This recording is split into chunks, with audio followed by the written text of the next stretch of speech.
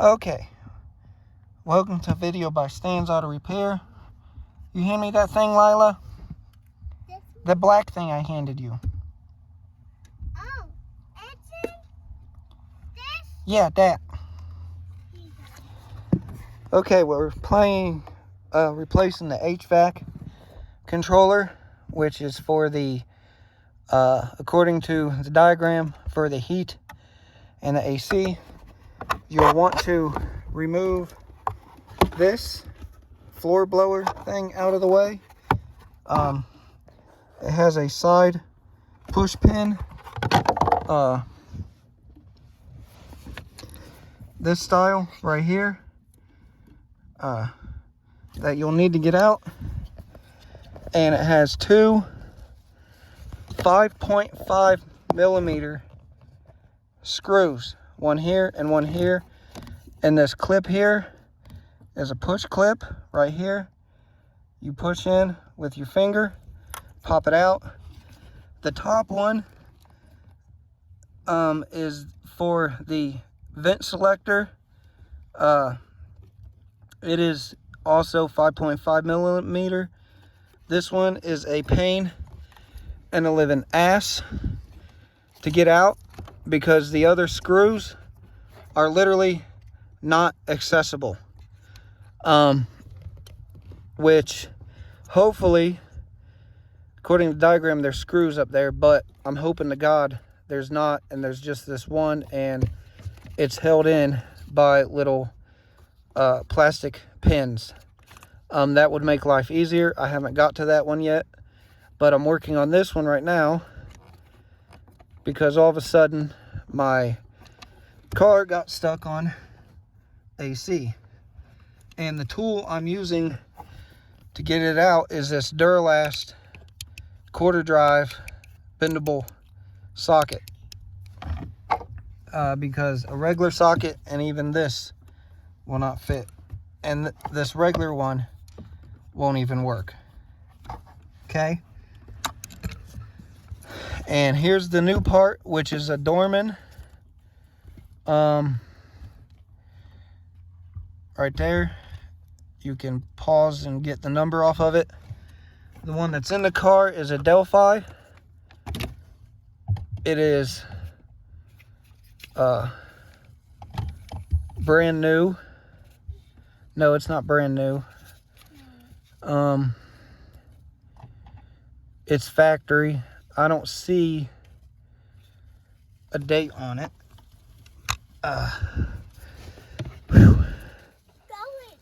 Okay, so it goes in basically the same way, just like that. And then you can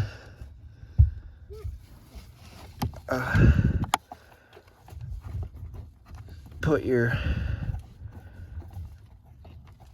screws back in, which is these two, and then tighten them down like so, and then plug this back in. So I'm going to work on getting these tightened back down, and then I'm going to take this one out, which is going to be a pain because this gear is in the way. But I'm actually going to keep this one out while I try to get this top one out. And yes, my nails are painted. I painted my daughter's today. She's 4 years old, and then she's like, "Daddy, do yours." I'm like, okay.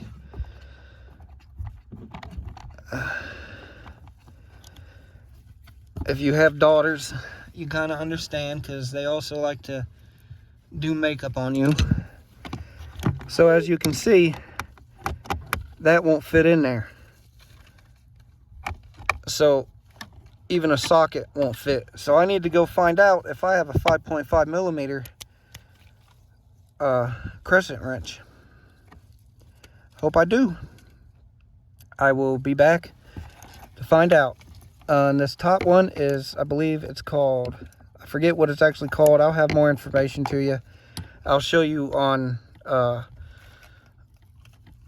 I'll get on the laptop and show you on Advanced Auto This one is relatively cheap.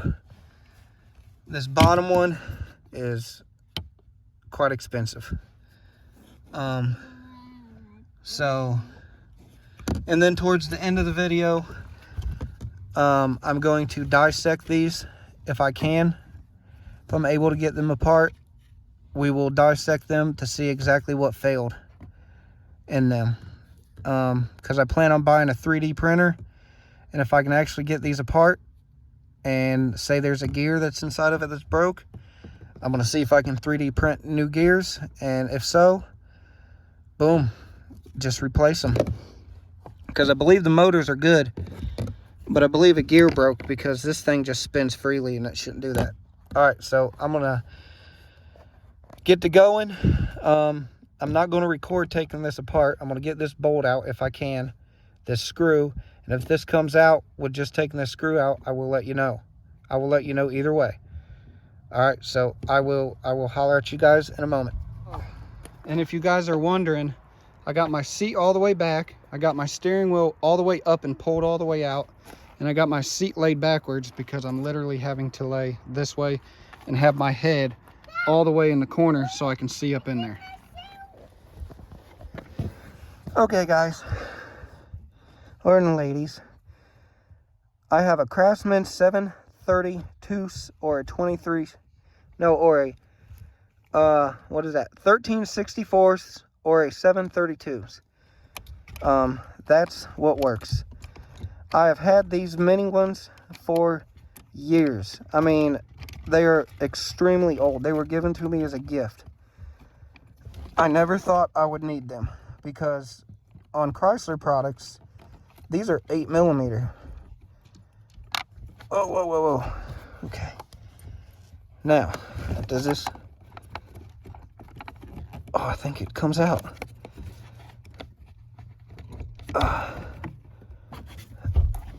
Let me look. Gas pedal, brake pedal's in the way. Can't see up top, but okay. It's so hard to open it. Yep, I think there's a screw. Another screw.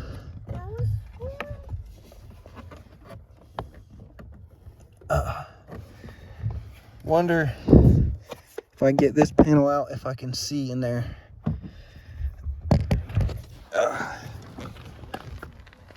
Okay. Well, that's an airbag right there. I just need this panel off. Okay. Where's all this? Okay, so I got some tools right here. Okay.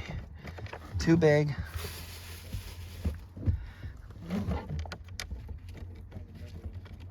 Not, man, that's probably an 8mm. Let me hold that. Okay, I'm gonna work on seeing if I can get this panel off right here. Yeah. Okay. Okay, folks, so I got the panel out, took the airbag out. Airbag is 10mm. The bolts that hold the thing in are 7mm. When you go to pry, slowly pry to pop it out. Airbag clip, clips up here. You'll have to get a pair like a needle nose or something to push that out. Then something small like this to pop this white thing out to get that out. And I just set my airbag up there out of the way. Okay, now, as I thought, see if I can,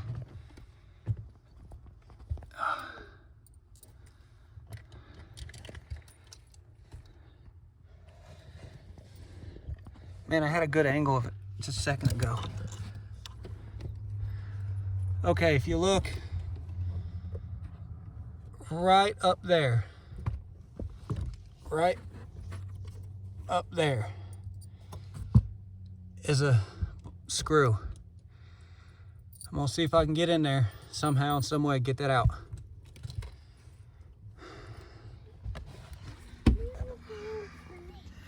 Okay, I got it out. So yeah, you got a screw up here. Oh, this has already been, no, this is also original equipment. 4/1 of 2010. That's the date on this one. Put that back. That's the new one. Move out of the way, Lila. Okay. Now, in order to get this one out, I had to use this, and I literally had to get my hand up in here like this and just slowly, little by little, work it out. Now I'm gonna get the new one, which is right here. There's the Dorman part number for this one. I don't know what my daughter did with the other box or the other part. What? Okay, here's the part number for the first one I'm doing that I showed you guys how to get. Okay,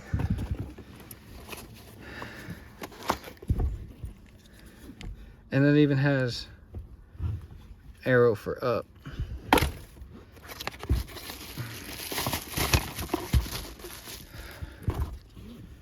And the replacement part does not have an arrow. So, all right, now what I'm gonna do, okay, well, I'll end up hunting for that screw in a bit. Lila, I need you to go over to the other side because Daddy got to get back in.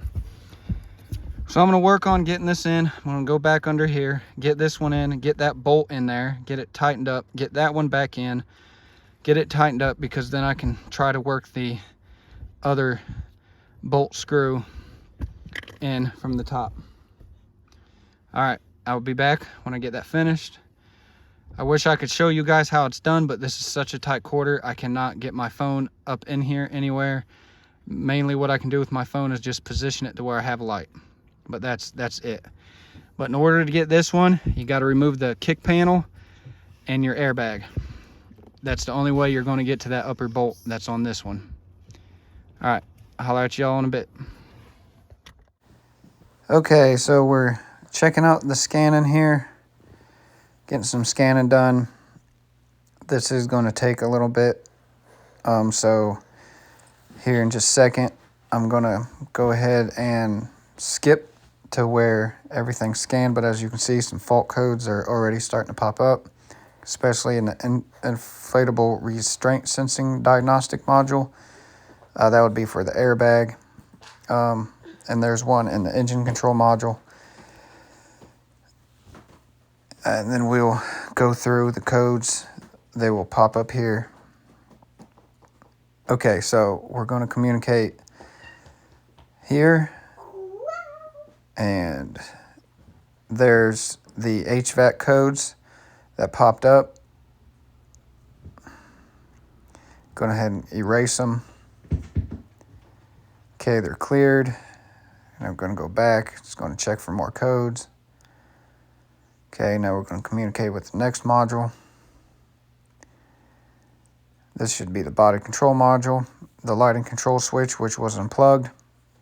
Erase that. No codes. Go back.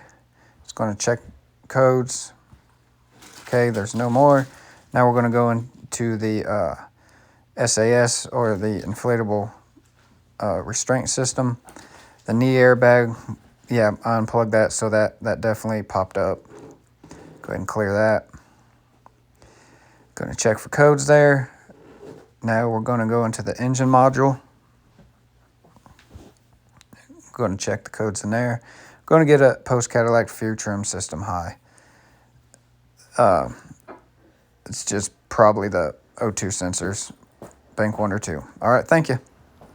Okay, guys, I got super hella frustrated with this. I'll just kind of explain it to you. Already got everything back together. That bolt that's up there, if you got little hands, fantastic. If you're a guy like me, have mediocre hands or bigger than this, but you have a wife, or if you're a girl doing this, a smaller hand would definitely fit up in there to get that bolt started. But I was luckily able to push it in there hard as I could and use my little ratchets that I was showing you, and get it in there as far as I could. Once I put it in, plugged everything in, the car automatically reset. Luckily everything was good. Since I had the airbag undone, I'm going to have to clear the codes. So what I'm going to do now is take the tools from my daughter so I can get my seat back up.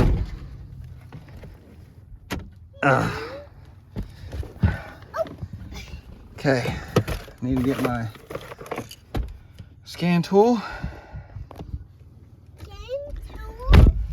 Okay. Get this back how I had it. Well, first let's get the seat back how I had it. Now, that was about right. Yeah, right there. Okay.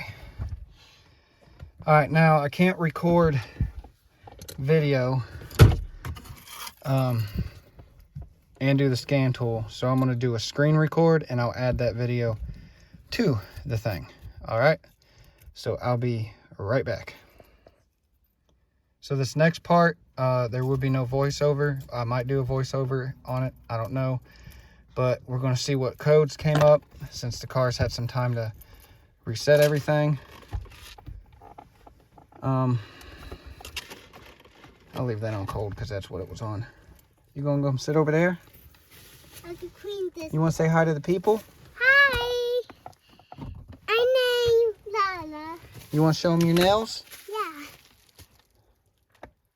I got all of them. All of them done? Okay. I won. Oh yeah, we're gonna need to redo them. That one kind of wore off. Okay. All right. So I will see you guys in the next portion. Okay, guys, as you just seen there,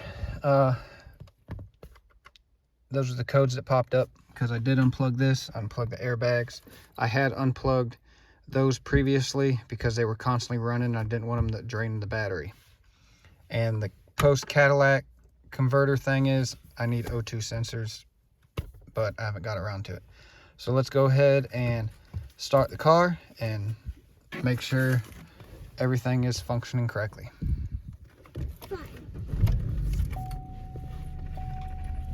Yep, it works. Okay. So. Now let's go.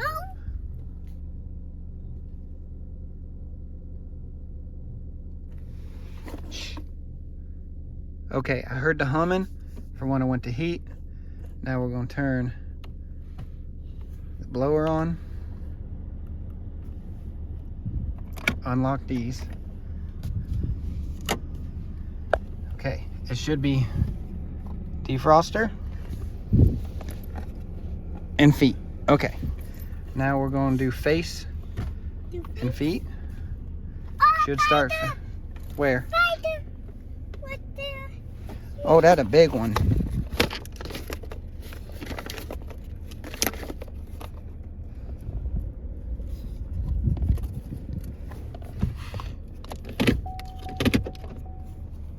Hopefully I killed it. That's scary, spider. Yeah. Anyways. Wow. Okay, so turn this up.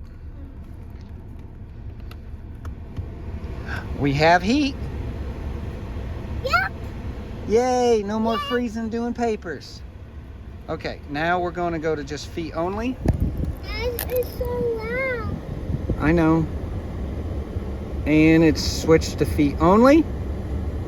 Yep. Now we're going to switch to defroster only. And it's on defroster only. Okay, now we're going to go back to defroster feet.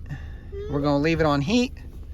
All right, so that successfully fixed everything. I'm going to go inside now, and I'm going to show you guys the parts and what they cost in my area. They may be less than yours or maybe more. All right, see you in a second. Okay, people. Here's the two parts. One is the HVAC blend door actuator, and the other one is the HVAC blend door actuator. They're literally both called blend door. But if we go to this one does the main temperature, okay, and this one here is main mode. So it selects the mode, the other one does the temperature. They're $46.49 right now. In December, if you use December 1, you can get that one for $39.52. And this other one, total was $131.38 is what I paid. Okay. This one right here is $99.99, basically $100. With December 1, you can get it for $84.99. Your area, it might be more or it might be less. Okay? So, thanks for watching. Hope this helped. Just to let you know, this did take me... So, what, 2 hours? yeah, 2 hours. Yeah, it was that one bolt that took the most time. Everything else went pretty smooth, didn't it? Yeah. Yeah. You was my tool caddy, wasn't you? Yeah. Getting the tools for me and stuff? Yep. Yep. So, we got it done. Now we got heat in the car again. Yep. Yep. Ain't that good? Yeah. Now we don't got to be cold and covered in blankets while we're driving at nighttime. No. All right. So, let's give a high five. All right. Tell the people bye. Bye, people. Tell them subscribe. Say subscribe. Subscribe. All right. See y'all later.